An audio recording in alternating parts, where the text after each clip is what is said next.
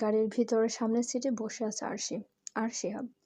পেছনের সিটে ভিড় করে বসেছে আরফা, তিথি আর আয়ান। আজ শিহাব এবং আরশি বাড়িতে যাচ্ছে। শিহাবের যদিও একদম ইচ্ছে ছিল না, কিন্তু বাবার কঠোর কথায় বাধ্য হয়ে সে এসেছে। আয়ান, তিথি আর আরফা এই তিনজনে পেছনে বসে ছোটখাটো গল্প আর খুনসুটি করছে, কিন্তু সামনের সিটে শিহাব আর আরশি চুপচাপ বসে আছে। দুজনেই যেন এক অস্বস্তিকর নীরবতা পালন করছে।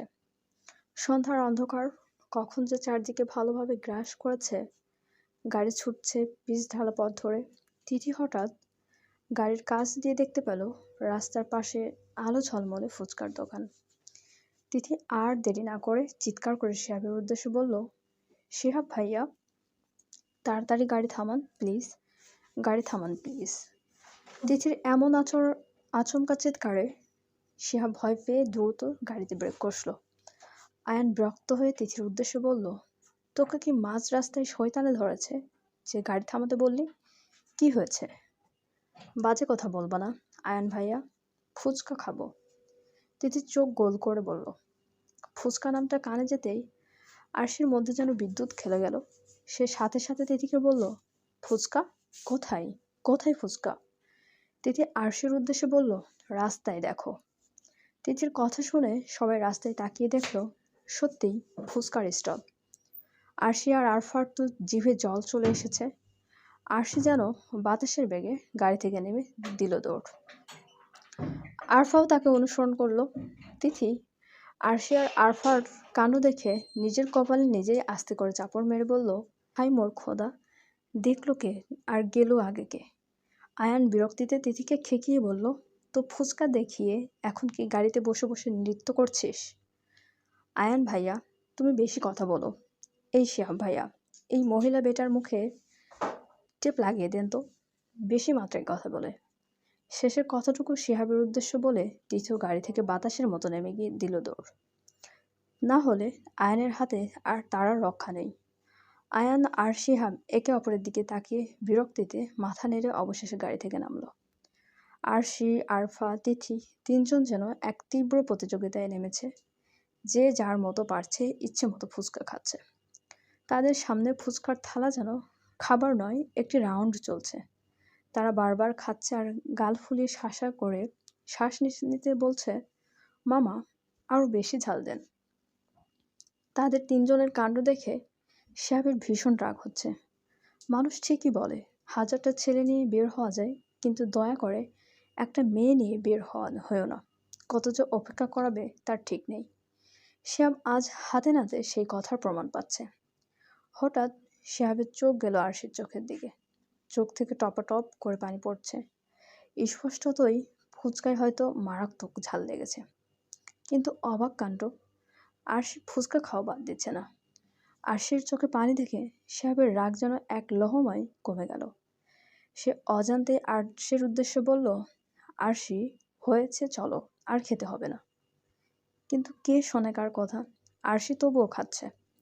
আয়ান, তিথি আর আরফাকে ধমক দিচ্ছে, কিন্তু তাদের খাওয়া শেষ হচ্ছে না। শিহাব ধৈর্যের বাঁধ ভাঙল। সে হঠাৎ আরশির হাত ধরে শক্ত করে টানতে টানতে গাড়ির কাছে এনে দাঁড় করিয়ে বলল, তোমরা আমাকে কি মনে করো যে তোমরা খাবে আর আমি দাঁড়িয়ে দাঁড়িয়ে পাহারা দেব? এখন শেষবারের মতো বলছি, গাড়িতে ওঠো, না হলে আমি একাই চলে যাব। কিন্তু শিহাবের কথা আরশির কান পর্যন্ত পৌঁছাচ্ছে না।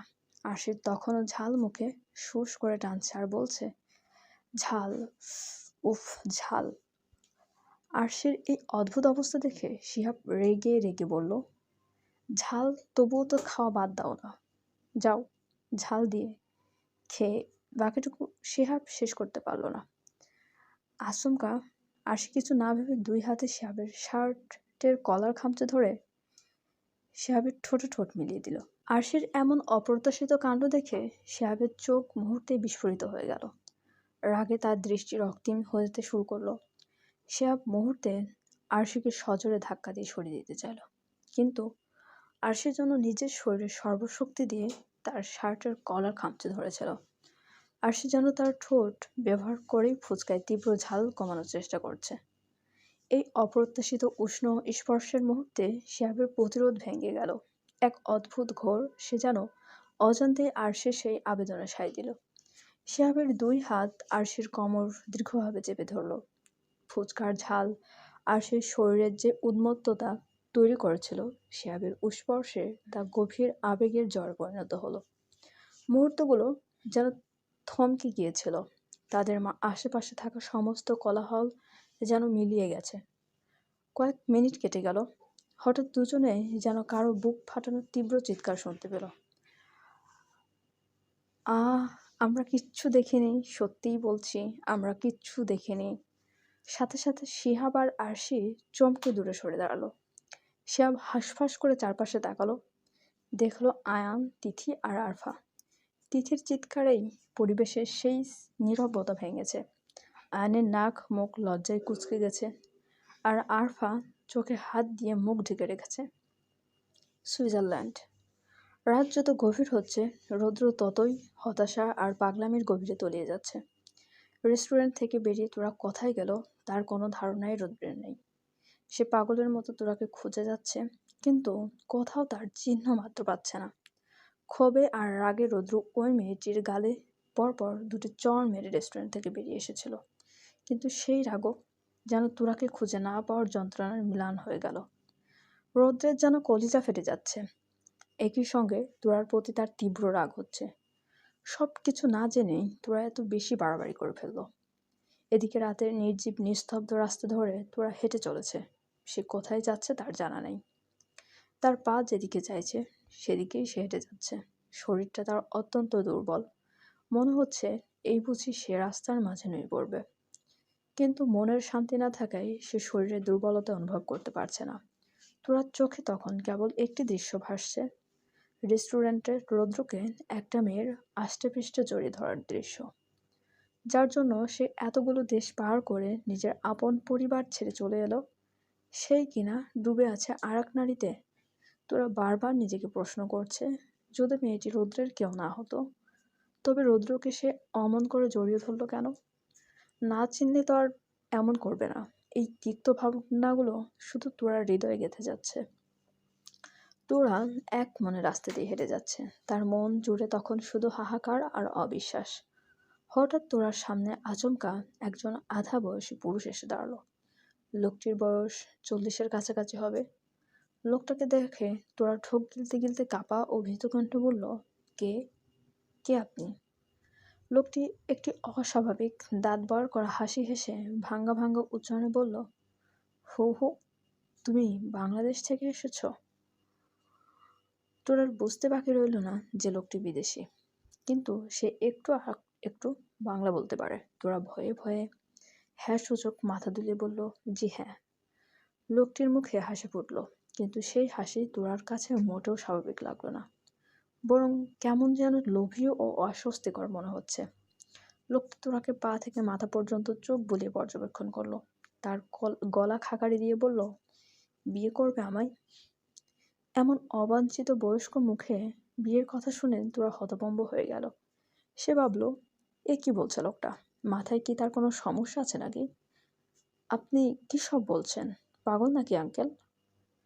আমার পথ ছাড়ুন, আমি আমি বাড়ি যাব।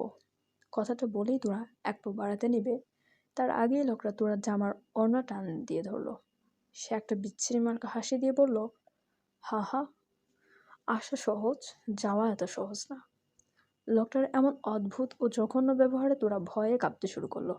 তবুও তোরা ওড়না ছাড়াতে ছাড়াতে কাঁপা কাঁপা কণ্ঠে লোকটাকে বোঝানোর চেষ্টা করলো, দেখুন আঙ্কেল, আপনি আমার বাবার মতো, আমি আপনাদের লোকেদের সম্মান করি, প্লিজ দয়া করে আমার পথটা ছেড়ে দিন।